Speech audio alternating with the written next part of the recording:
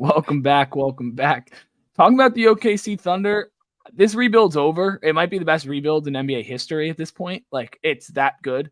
Thunder currently tied for the number 1 seed in the Western Conference. Shai is looking as much like an MVP as you can possibly look. He has my vote personally, if I had one.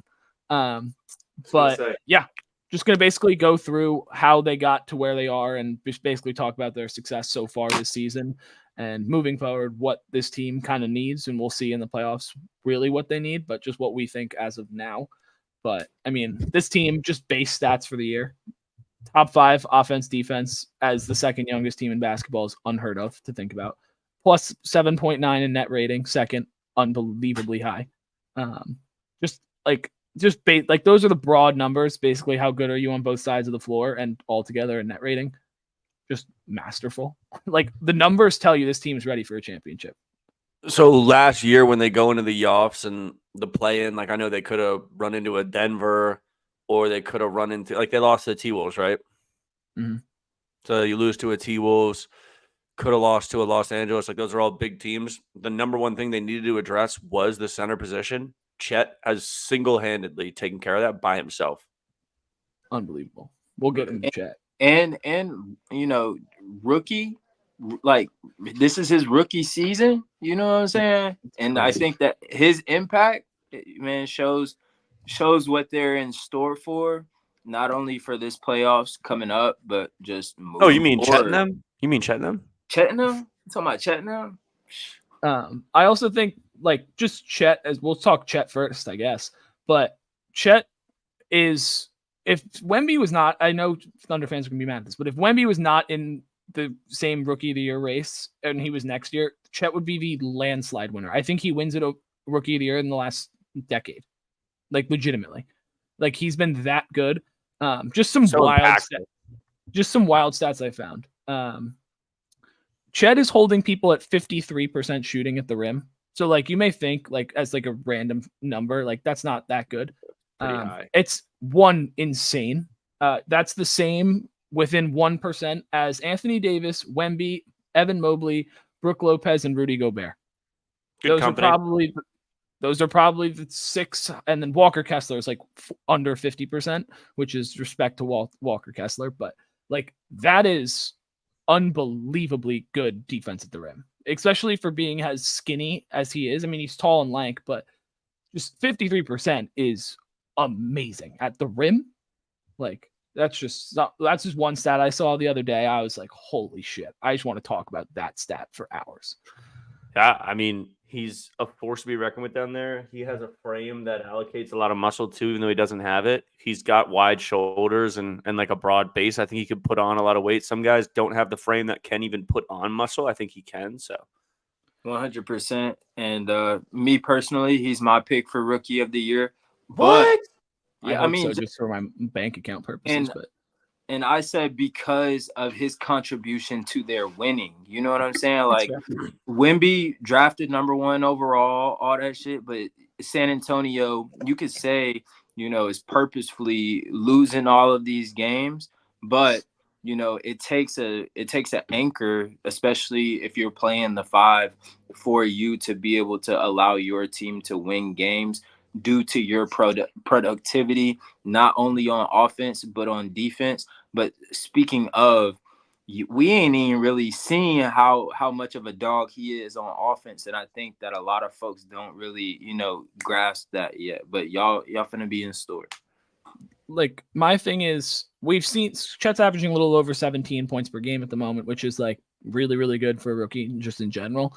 But the things that he's doing to get those 17 points is really what's kind of surprised me. Obviously, the post game is not the level it's going to be when he's in year, say, 6 or 7. But at the moment, he's doing all of the things as like the prototypical new age stretch big while protecting the rim unbelievably well, as I just said. But he's nearly 40% from 3 on the year as a rookie. I understand that he probably not even good looks a lot of the time. But like, yeah, exactly. Like, he's shooting 40% over 40% or 42% from like where the corner stops, like where the break is what you call it. But like over 40, I think it's close to 42% from there.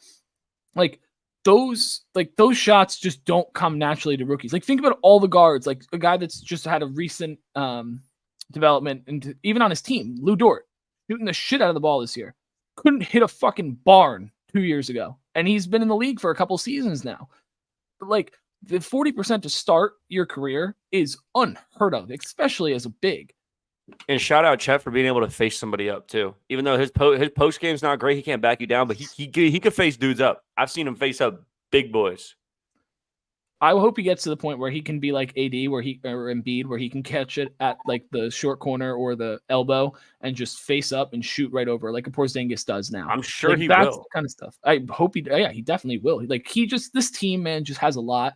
It's kind of shift to a guy that I feel like doesn't get a ton of love except for like nerdy YouTube channels like us. J-Dub. Guy's just 6'5". Second year. Yeah. I think like low key, he's the piece. Like Shai's the MVP, like Chet's the 5 they needed, whatever. He's not on that team. I don't think they're where they are right now. He's like the cog in the machine. 100. Hey, what I say this about, a handful of folks in the league. He gonna give you 40. That cat will give you 40 if you allow him to rock out. And all of those cats' mentalities like really mesh well together. We just talked about the Orlando Magic and their functionality. Go check out that vid. But OKC, really has that as well, being these young players. And J-Dub is the glue, I would say, you know what I'm saying, who's going to hold Shai down, the leader. And Chet, the anchor. I think that he allows everything to really, mesh well. And you can let him rock out. You can let him do his own thing, and he's going to get you a bucket, especially when it matters.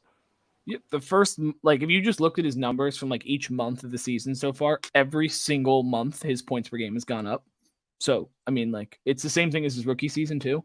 He had a great finish to the season post All-Star break last year, and we're seeing this again. And it just makes you kind of think of it's the progression you want to see from a guy. There's a lot of guys that maybe start off hot, take a few years to come back into form, where everyone thought they would, and then they kind of go under the radar. He's just on such a good team right now with an MVP that he's gone under the radar, but he has been unbelievable. And it's kind of a little segue. I'm going to make one point here, unless you want to make one more point about J-Will. He could clamp shit. Oh, big time. Great defense. Lock shit up. He could guard dudes who are bigger than him too. Yeah, he plays way bigger than his size. He's a stocky 6'5", which is really important. He's lanky. He's got the versatility that you want, especially from a 3, sometimes 4, which is a little sketchy in my opinion, but 3. Go off, kid. But it's kind of a segue into Shai, but they just have multiple guys on the floor that can not only create for themselves but create for others. J-Will's averaging 4.5 plus assists a game, while Shai's averaging 6.5. Just getting 10 assists from your 2 main ball handlers is really important, because I understand that you have a guy like a Trae Young or a Tyrese that's giving you 10 plus every game, but being able to be multiple in that way, it makes you it's a lot harder to help, because you don't know where the pass is going to go and where they're going to go off of that. But just moving into Shai, I mean, guys, you think guards, you think, they're going to shoot around 50%, maybe a little lower. No, guys at 55% from the floor. So just at that in itself, averaging over 30, also insane. I might give him this nod. I don't think Finn's going to agree with this, but I think he's the best ISO player in the NBA. Arguable. I think it's definitely arguable, but do you agree with that? I mean, the numbers back it up.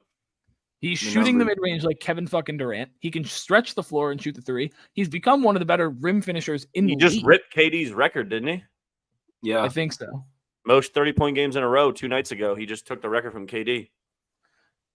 It's just one of those things where every night, especially as a betting man myself, his line is between 30.5 and 32.5. Every game is 31 to 33. Every game. And it's just consistent buckets. You heard what he said, 12. You heard what he said. I heard.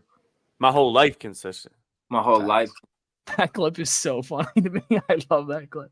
My family consistent. My workouts consistent. I eat consistent. Everything. You know what I'm tough. Yeah. That was. I that was don't. some I shit. will make a quick point here, and then we'll move on to kind of the question marks of this team going forward. But there's not many.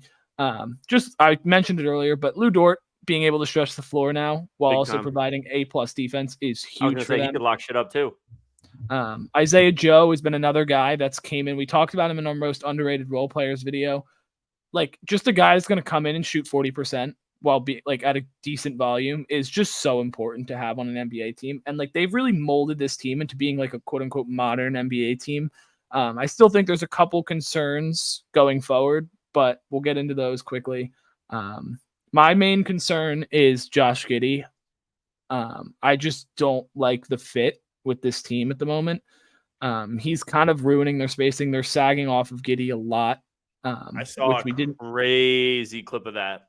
Yeah, like it's really, really bad. Like it's basically the same space you would give a Rudy Gobert, which I think he's a better shooter than Rudy Gobert because fuck Rudy Gobert. He has the yips though. But like it's just the fit doesn't work to me. He just plays too slow and like he doesn't seem like he fits to me. He probably fit in better working at a daycare place. No, definitely would not fit in there.